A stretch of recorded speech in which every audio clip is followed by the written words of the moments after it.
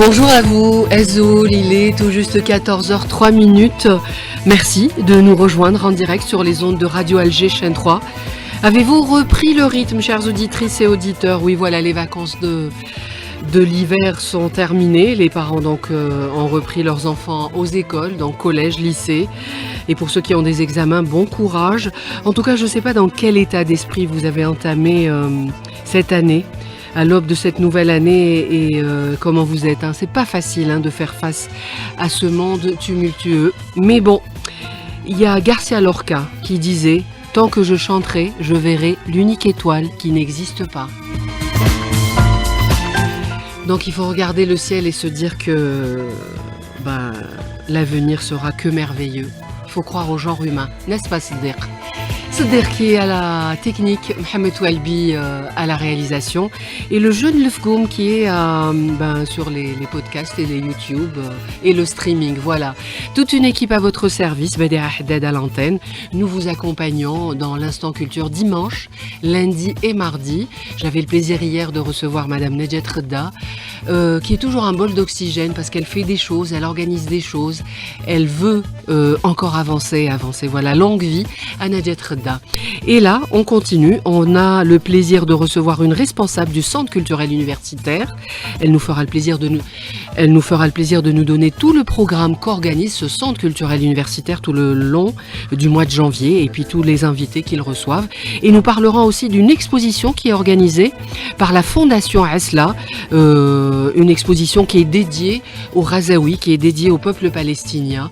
Vous avez le programme, il y a aussi une belle programmation musicale. Restez-nous fidèles, on est ensemble jusqu'à 15h. Be happy. Vous êtes heureux? Oui, il le faut. On a besoin. On en a besoin. Bonjour, mademoiselle Kedam Nidal, merci. Nihal, merci d'être en direct avec nous dans les studios d'Alger chaîne 3. Bonjour Badea. Merci. Alors c'est votre premier passage à la radio, ça nous fait plaisir. Alors vous représentez, vous êtes animatrice au niveau du centre universitaire, donc bibliothèque universitaire, service pédagogique en soutien pour les études universitaires, le CCU à Alger, et vous organisez tout un programme pour la nouvelle année 2025. Exactement. Alors peut-être une petite présentation, Kedam Nihal, pour les auditeurs. Présentez votre centre. Tout d'abord, j'aimerais vous remercier. Je vous remercie Badea. Je remercie l'équipe de réalisation de chaîne 3 de m'avoir invité. Et je vous souhaite une bonne année, bien sûr. Oui, tout à fait. On est au début. Eh bien, donc le CCU, le Centre culturel universitaire, c'est une bibliothèque pour les étudiants, mais pas que pour les étudiants. Il y a également des professionnels qui s'inscrivent. En fait, c'est à partir des bacheliers. Oui. Nous acceptons à partir des bacheliers pour les inscriptions et nous proposons diverses activités. Comme par exemple... Il y a de la culture, il y a de la littérature, il y a des thèmes, des thèmes variés. Oui, et également de la pédagogie. Oui. Par exemple, nous organisons souvent pendant les vacances d'hiver et de printemps des séances de révision pour les premières années, surtout dans le domaine scientifique. Et également, bien sûr, la culture. Nous avions des clubs de lecture, nous faisons des expositions, des vernissages pour des artistes, généralement autodidactes, des artistes pas forcément très connus, mais qui, on va dire des artistes jeunes, mais pas jeunes dans l'âge, mais genre en tant qu'artistes. Et nous faisons également des rencontres littéraires pour des écrivains. D'ailleurs... Est-ce que c'est eux qui viennent vers vous, Kedam Nihal, ou... vous cherchez vous-même? Vous êtes toute une équipe au niveau du CCU. Nous sommes une équipe d'animatrices, de jeunes animatrices. D'ailleurs, moi-même, j'en suis une. Oui. J'ai récemment animé la rencontre avec Abdelaziz Othmani, lauréat du prix Assia Djebbar 2024. Tout à fait. Le titre du livre? Sine, la lune en miettes. Il paraît qu'il a eu beaucoup de succès auprès des jeunes lecteurs. Ah oui, c'est un très bon livre. Et récemment... Paru aux éditions Caspar, rappelons-le. Et pour ce mois de décembre, ma collègue a animé la rencontre littéraire avec Adi Benazi, l'écrivain qui vient d'Angleterre pour son roman Au-dessus d'Alger, Seulement les étoiles. Mais comment se fait le choix au niveau du centre, le CCU, au niveau du centre culturel, centre universitaire C'est justement nous les animatrices, c'est nous qui choisissons les écrivains. D'accord, vous proposez. Oui, nous proposons et c'est le directeur qui valide. Oui, il va chercher, il va essayer de contacter l'écrivain et pour proposer une date. Alors vous avez même juste une présentation du centre culturel.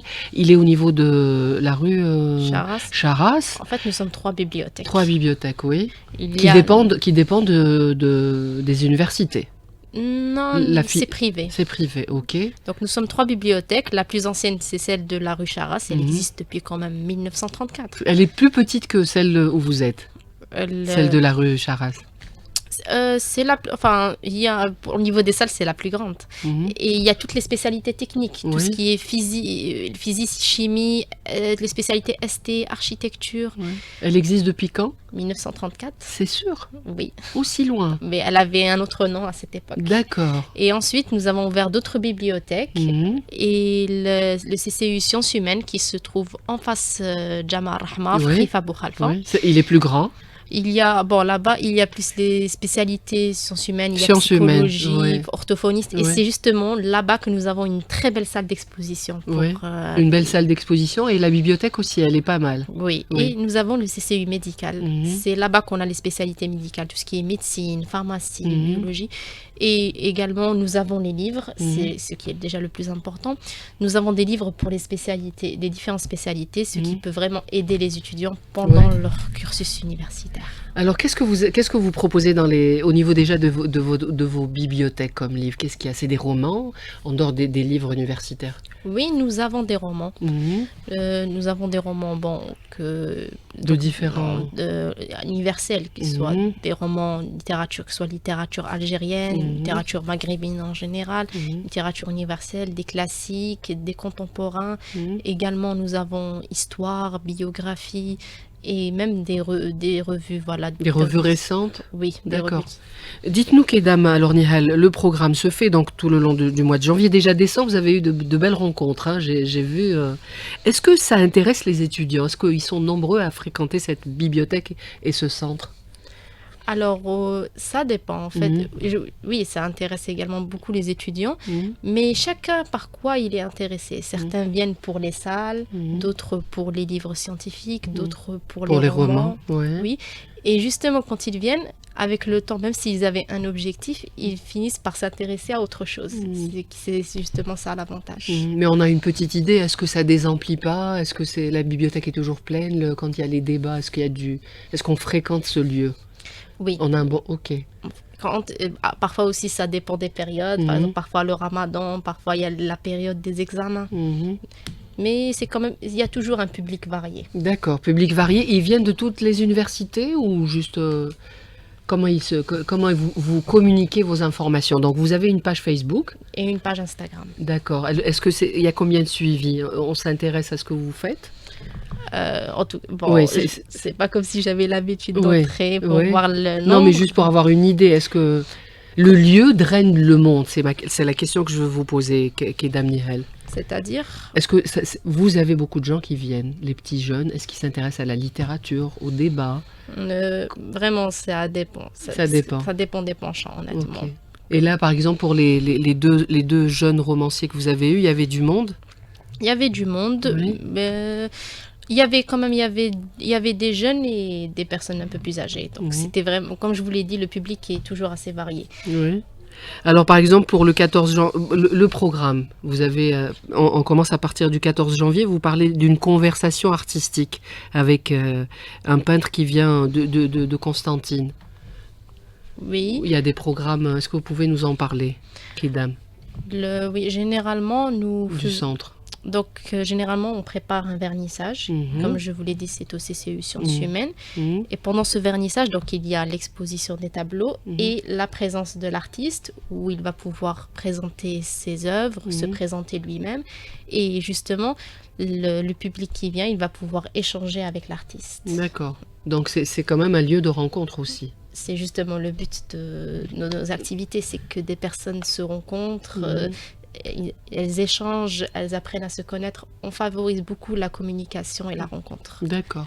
Une petite pause, 14h16, l'instant culture. On s'intéresse avec notre invitée, mademoiselle Kidam Nihal, à ce centre culturel universitaire. Vous avez 3 lieux pour vous y rendre. Il y a de belles rencontres. Donc, à la fin de l'émission, vous allez nous rappeler les lieux. Comme ça, on incitera les étudiantes et les étudiants à fréquenter ces lieux. Et ben, c'est important de lire. Il n'y a pas que les études qui comptent, même les livres à côté. Surtout ça. Surtout ça. 14h17. Il est 14h20. Merci de nous retrouver dans l'instant culture. Un petit coucou à notre collègue et technicien Fatah qui fête son anniversaire. Quel âge il fait, Mohamed? Alors, il fait 20 ans, je suis sûre.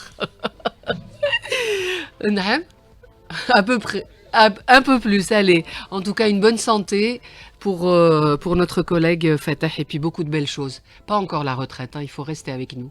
14h21, je me tourne vers notre invité qui est avec nous jusqu'à 15h, Kidam Nihal. On continue à parler de votre centre culturel, universitaire. Alors, il y a un programme déjà tracé pour janvier, Nihal?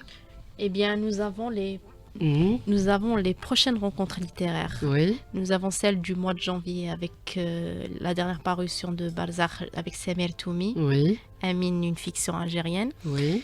Et peut-être aussi, je vais un peu spoiler, mais c'est pour le mois de février avec Fella Andalusia. D'accord. Avec son dernier livre également. D'accord. Et nous ferons aussi un vernissage je crois aussi que ce sera pour la moitié de janvier. D'accord, une exposition. Donc il y aura peinture, littérature.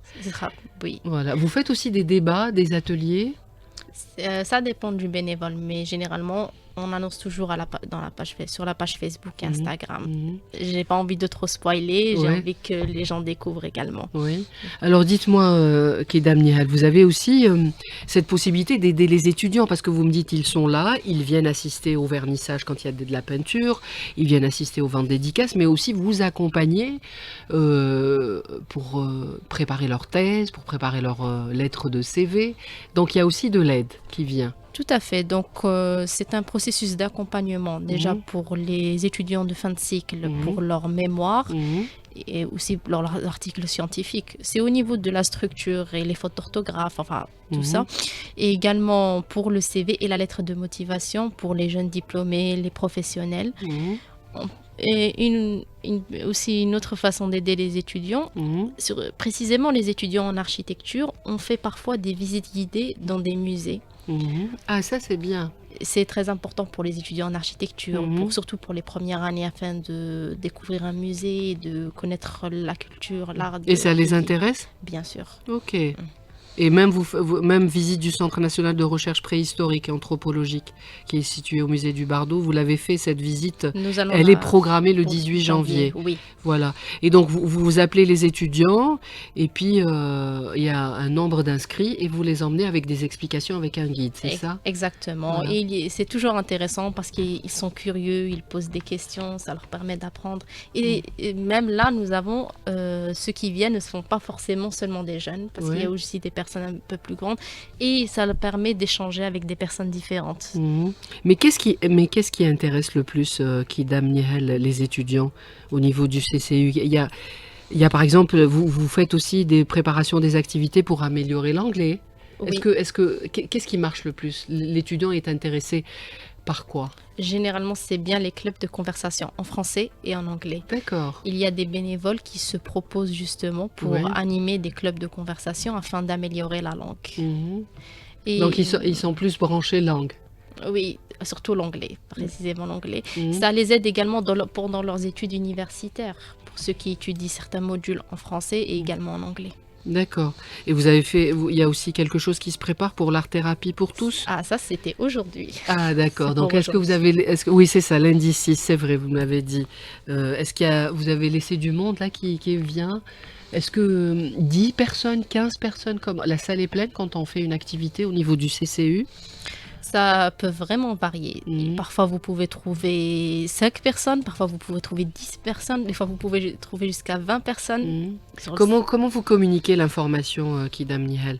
Donc, il y a la page Facebook, il y a Instagram.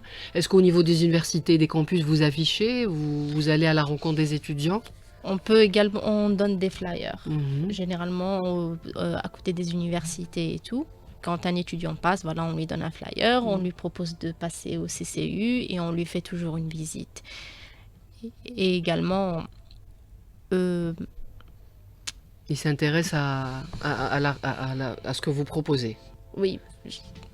Enfin, on lui demande justement quelle est sa spécialité afin de pouvoir mieux lui expliquer ce qu'on lui propose. D'accord. D'ailleurs, surtout pour les salles de travail, par exemple, un informaticien, il aura forcément besoin de connexion. Nos salles de travail, elles sont équipées d'un câble Internet. D'accord, donc il y a de la connexion au niveau de vos salles. Oui. Mais en général, c'est quel profil d'étudiants qui viennent au niveau du CCU?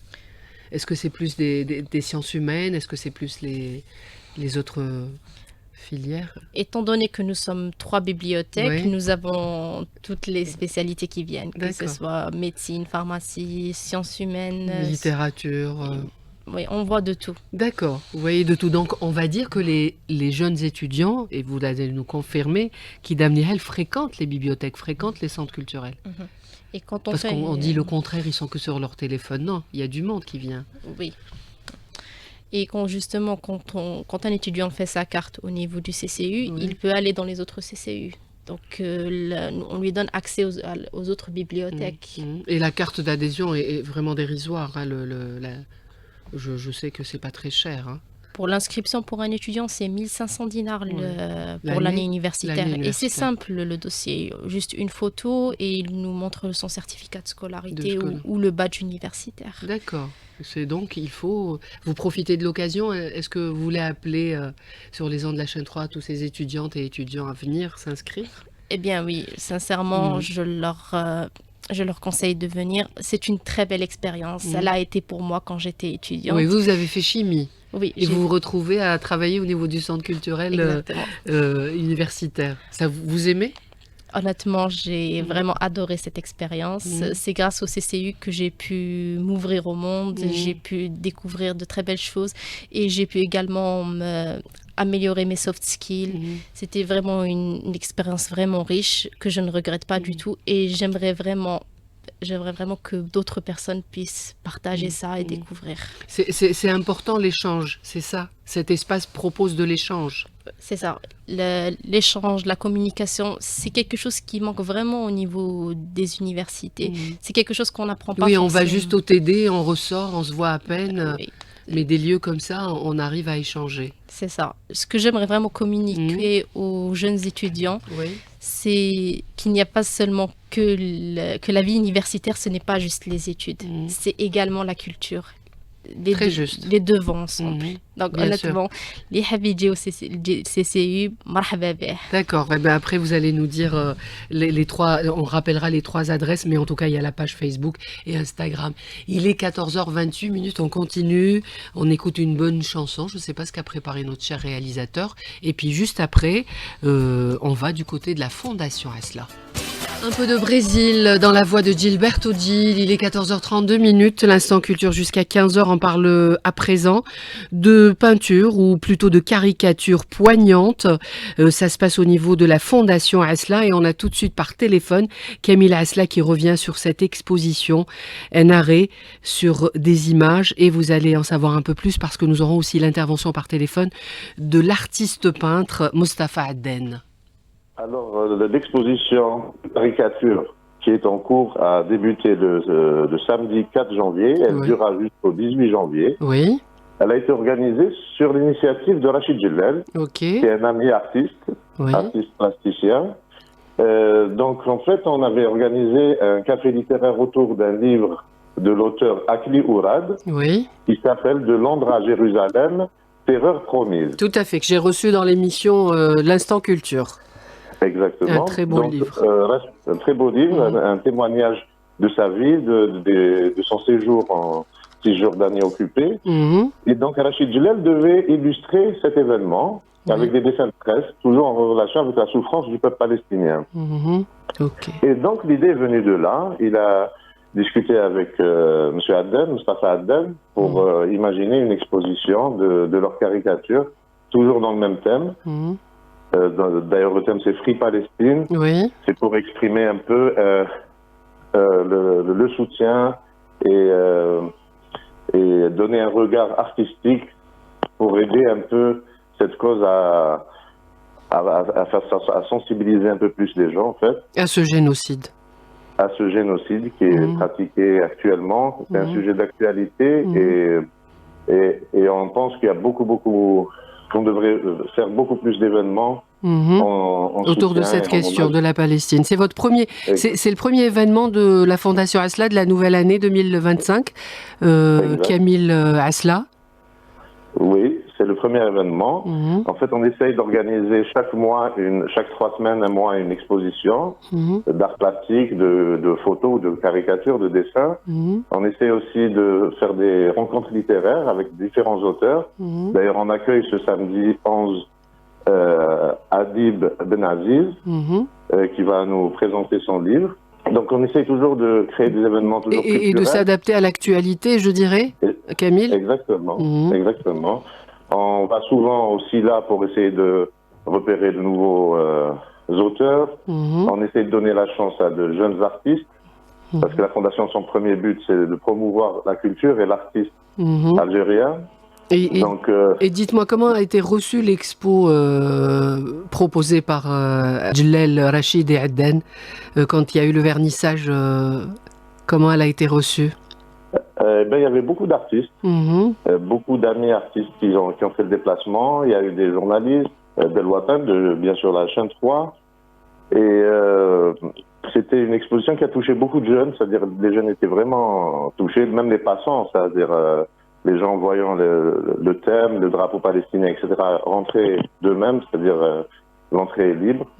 Donc vous avez très bien reçu par le public. C'était une véritable tribune que vous avez proposée, les murs. Donc on a accroché, il y a eu des dessins, il y a eu des drapeaux, et il y a eu un débat, j'imagine, autour de la question palestinienne. Oui, en fait le débat, on espère l'organiser avec Mostafa Addan et Rachid Djellal, peut-être pour le finissage, pour le dernier jour de l'expo. D'accord, pour le 18. Parce que un des deux artistes, Adnan, ne pouvait pas être là pour le vernissage. Donc voilà, on préfère le faire. Donc c'est dans le programme. Dites-moi comment se porte la Fondation Asla. Alors, est-ce qu'on arrive à maintenir un rythme des programmes, Kamil? Oui, on essaye. Je me fais aider par une équipe réduite qui sont tous bénévoles. Tout le monde essaye d'apporter un peu sa contribution.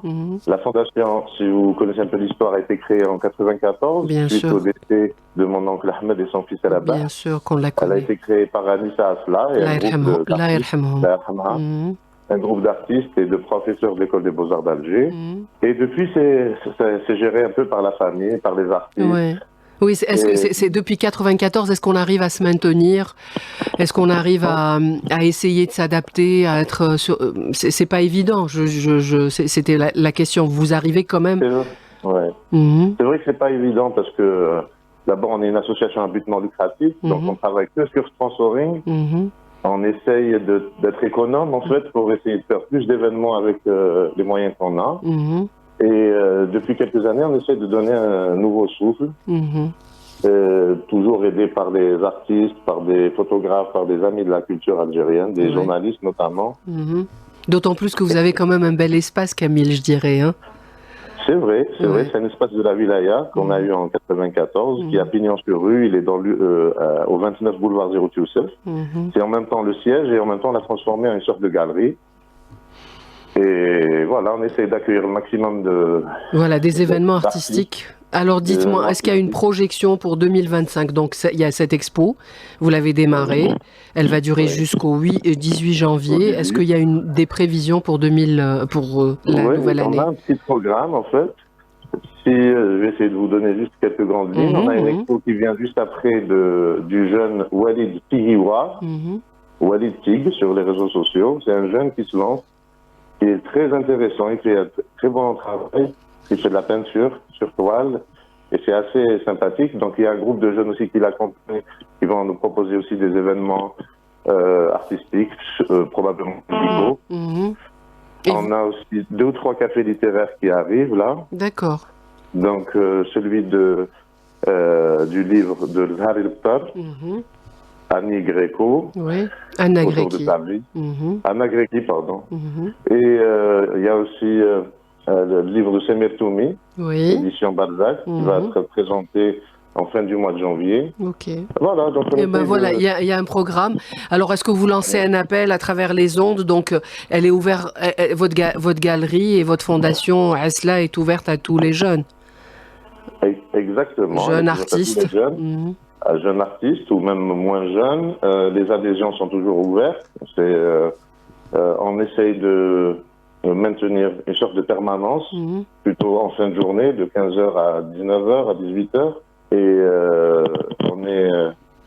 on accueillera tout artiste, même qui se lance, pour essayer d'imaginer des expositions collectives ou bien individuelles. Oui, pour essayer de résister. Voilà, pas évident. En tout cas, de maintenir la fondation. Il n'y a pas de numéro de téléphone, mais vous avez une page Facebook. On a une page Facebook, on est présent sur certains réseaux comme Instagram et TikTok. Et sinon, il y a un fixe, mais des fois on n'est pas sur place. C'est pour ça que. D'accord, mais en tout cas, on peut vous joindre sur les réseaux sociaux. Merci beaucoup, Camille. Je vous souhaite beaucoup de succès et encore longue vie à votre fondation Asla et évidemment nos pensées à la famille Asla qui nous ont quittés. Merci. Allez, au revoir. Au revoir. Merci Camille. Merci. Samhini, demi Falastini, Salevant actif, Forgive Me. On continue notre émission 14h42, l'instant culture. Nous vous accompagnons. Je vous souhaite une belle après-midi. J'espère que vous êtes en très bonne compagnie et que vous êtes peut-être en train de siroter un café. Nous sommes là à votre service dans l'instant culture. On va du côté de Bousmaïl où on a le plaisir d'avoir au téléphone avec nous Monsieur Mustafa Adden, plus de 60 ans de carrière. On va dire c'est le doyen. Bonjour Monsieur Adden. Bonjour madame. Vous allez bien? Ça va, je suis debout. Vous êtes debout, on vous a fatigué, Monsieur Adden. Pas du tout. Non, pas du tout. Alors, d'abord, dites-moi, quels sont vos vœux pour la nouvelle année 2025? Merci beaucoup. Une bonne santé, moi je vous souhaite. La santé, vous savez... c'est un capital. À cet âge-là, il faut la maintenir. Il faut la maintenir, et je pense que vous avez le secret, Monsieur Mustafa Adden. Pardon? Vous avez le secret de la maintenir. Oui, la maintenir dans la mesure où on fait attention à son corps. Oui. Et à son esprit. Oui, à son esprit. On parle trop, on le regrette. Donc, vous êtes en train de me dire que vous n'avez pas envie de parler trop. Non. Non, mais je pense que quand... Monsieur Mustafa Adden... Ce n'est pas ma vocation de déclamer des trucs. Je suis un espèce de ferronnier. Vous savez, la céramique et disons la matière en elle-même, pour la mettre à 900 degrés. Et que ça c'est un peu plus délicat. Bien sûr, et c'est du travail. En tout cas, bon courage à vous. Moi, je voudrais avoir votre intervention concernant ces poignantes images sur Gaza. Donc, vous exposez avec Rachid Djellel au niveau de la Fondation Asla. Alors, qu'est-ce que vous avez proposé? Alors, c'est des caricatures? C'est des caricatures, des simples caricatures. Malheureusement, la fondation Asla est très importante. Et je l'ai dit justement aux responsables, parce qu'il y a une différence entre une galerie et justement une fondation. Une fondation n'a pas le droit de vendre, elle doit s'astreindre justement à ne mettre que des choses qui sont propres, donc qui sont rentables pour la fondation, et non pas faire une galerie par exemple et vendre des tapis. Voilà. Et donc vous avez proposé des toiles. Dites-moi, présentez-nous. La radio, c'est des images qui s'écoutent. Alors dites-nous qu'est-ce que vous avez proposé pour. Des caricatures. Des caricatures sur, hélas, ce drame-là qui se joue. Depuis le 7 octobre dernier. Oui, octobre dernier, mais depuis déjà 1947. Tout à fait. C'est très loin. Mais il y a eu quand même une étape où la Palestine, on en parlait, mais c'était pas l'horreur de maintenant. Tout à fait, c'est très juste. Voilà, l'horreur de maintenant est due tout bêtement, ou je dis bêtement, malheureusement, c'est dramatique, à un complot. Oui, oui. Et les pires cruautés. Exactement, le complot de 1900, alors, plutôt 1947. Oui, vous avez besoin de votre petit café. Je voulais simplement m'exprimer sur le drame. Parce que le 7 octobre, il y a eu cet événement où Israël, par exemple, s'est découvert qu'elle a été pratiquement presque prise d'attaque par certains, disons, les Palestiniens. Le 7 octobre, c'était un véritable complot. En fait, c'était pas quelque chose de prévu, c'était quelque chose de fomenté. Et est-ce que pour vous, Mustapha Adden, c'était important de vous exprimer en tant qu'artiste, doyen des artistes? Oui, c'est important vous savez, c'est une question de cœur et non pas d'esprit. Quand vous êtes assailli par toutes ces images-là et par cette, disons, l'indifférence totale de l'Europe en elle-même, alors que là, des enfants meurent, des ânes même amènent des cadavres directement au cimetière. Imaginez ça. C'est horrible, bien sûr. Mais est-ce qu'on a du mal ou pas, quand on est artiste peintre, de voir l'aurore et de la représenter? De quelle manière on peut la représenter, cette horrible guerre? Un seul a essayé de représenter cette horreur, c'est Najil Ali. C'est un caricaturiste qui a été assassiné en 1987 à Londres par les sbires d'Israël. À partir de là, ça marque que, par exemple, la caricature, c'est quelque chose de inné chez certains artistes, naturellement, où il exprime justement l'horreur par des traits rapides et il laisse, par exemple, si je vous dis le fait de dessiner quelque chose qui montre, prenons le cas par exemple de ces ânes-là, mais qui amènent simplement des cadavres au cimetière sans qu'il y ait quelqu'un qui les guide. Ça prouve cette automatisation de l'horreur. Voilà. Et voilà, c'est ça, le 7 octobre, il y a eu disons, presque un complot contre cette nation-là qui était plus ou moins tranquille. Il y avait la Palestine, tout le monde en parlait, mais on ne voyait pas le sang un peu partout. Et là, c'est l'horreur, comme vous dites. Oui, voilà, exactement.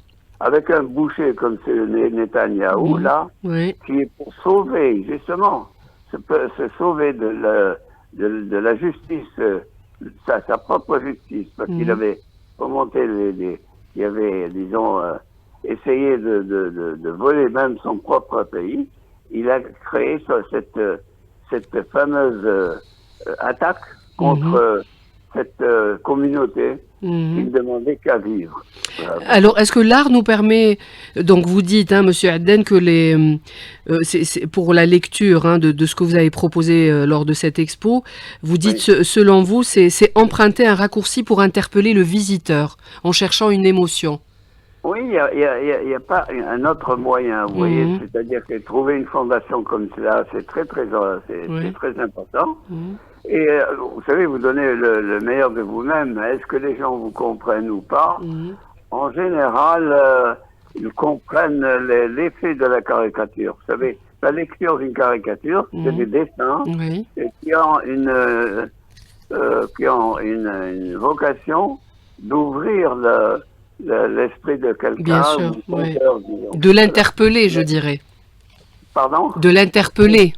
De l'interpeller, disons, pas tellement, parce que il y a des gens qui sont, disons, totalement indifférents à ce qui se passe autour d'eux, et d'autres qui ont cette... c'est une véritable volonté de vouloir exprimer quelque chose pour toucher les autres. Ça, c'est assez difficile. Eh ben oui, je comprends. Mais grâce à vous, je pense que les artistes peintres vous arrivez. Ouais, qu'est-ce que je peux vous souhaiter, Monsieur Adden, pour cette nouvelle année? L'année, je souhaiterais, par exemple, que ce massacre s'arrête. Ça, c'est mon souhait le plus fort, je pense, avec beaucoup de gens qui pensent également la même façon. Quoi. Et puis avoir notre pays se consolide. Tout à fait.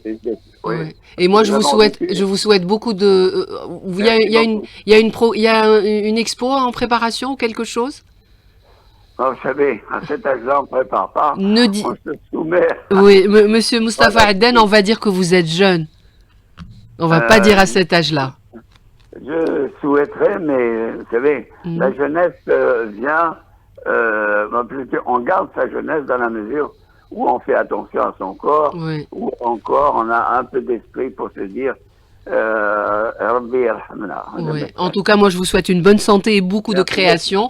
Merci d'avoir participé à notre émission. Et puis, je rappelle que jusqu'au 18, je rappelle que c'est l'expo, elle est au niveau de la Fondation Asla, jusqu'au 18 janvier. Le public est invité à aller visiter. C'est Rachid Djellel et vous-même.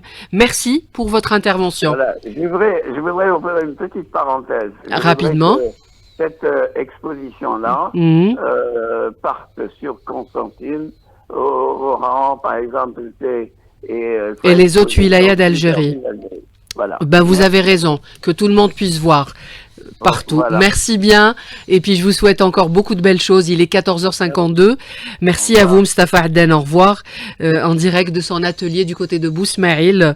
Eh ben, on lui souhaite une bonne santé, plus de 60 ans de carrière et encore de la résistance. Voilà, il prépare une exposition. Vous devriez peut-être faire un petit tour, Kidam Nihel. Ça sera le mot de fin que je vous propose. Vous connaissez? Est-ce que vous avez été voir du côté de la Fondation Asla les expositions qui se font?